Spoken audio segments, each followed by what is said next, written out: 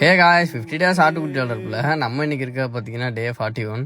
So எனக்கு இது சொல்லும் போதே சிரிக்கிறதா அழுகுறதா என்னன்றதே தெரியல. நல்லா தான் விளாண்டுட்டு இருந்தான், காக்டைல பிடிச்சி அம்புழுத்துட்டு இருந்தான். திடீர்னு பார்த்தா காலில இருந்து ஈவினிங் வரையும் ஆளை காணோம். ஸோ என்ன ஏதுன்னு பார்க்கும்போது நைட் வரும்போது நொண்டிக்கிட்டே வந்தான்.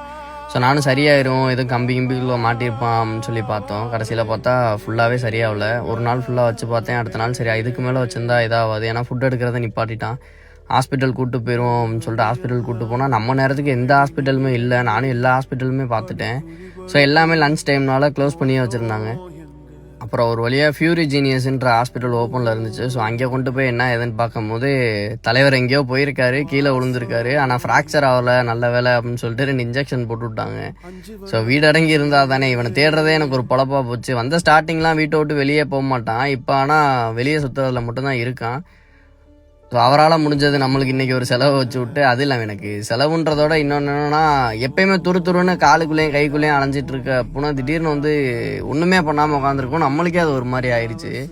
ஏன்னா இப்படி இருக்கவே மாட்டான், திடீர்னு இப்படி இருக்கான், ஃபுட் எடுக்கலை அப்படின்னு பார்க்கும்போது ஸோ போயிடுவோம், இதுக்கு மேலே வைக்க வேணாம் அப்படின்னு சொல்லிட்டு டேரெக்டாக போயிட்டோம். ஆனால் இந்த இடத்துல நம்ம நிறையா பேர் செய்கிற விஷயம் என்னன்னா, இது மாதிரி ஸ்ட்ரீட் டாகோ ஸ்ட்ரீட் கேட்டாக எடுத்துகிட்டு வந்துட்டு போடா இதுக்கு போய் நம்ம செலவு பண்ணோமா அப்படின்னு சொல்லிட்டு கொண்டு போய் தெருலலாம் நிறையா பேர் விட்டு போயிடறாங்க.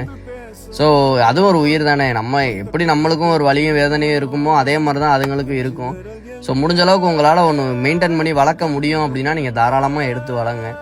இல்லை அப்படின்னா எதுவுமே நீங்கள் எடுக்கவும் வேணாம், வளர்க்கவும் வேணாம். ஏன்னா வந்து பெட்ஸ் லவ்வர்ன்றது வந்து சும்மா ஸ்டேட்டஸ் போடுறதுலையும் ஒரு ஸ்டோரி போடுறதுலையும் மட்டும் கிடையாது. ஸோ அவங்க மேலே நம்ம உண்மையான அன்பு வச்சோன்னா அவங்க நம்மளுக்கு அதுக்கு மேலே உண்மையான அன்பு வச்சுருப்போம். எப்பயுமே அவன் நம்ம நாய்க்குட்டி மாதிரி பின்னாடியே அலைஞ்சிட்டு இருக்கவன் இப்போ திடீர்னு சம்மந்தமே இல்லாமல் உட்காந்துருக்கவும் நம்மளுக்கு அது மனசே கேட்க மாட்டேங்குது. பட் ஆனால் திருப்பி கூப்பிட்ருக்காங்க, இன்னொரு வாட்டி ஹாஸ்பிட்டல் போய் தான்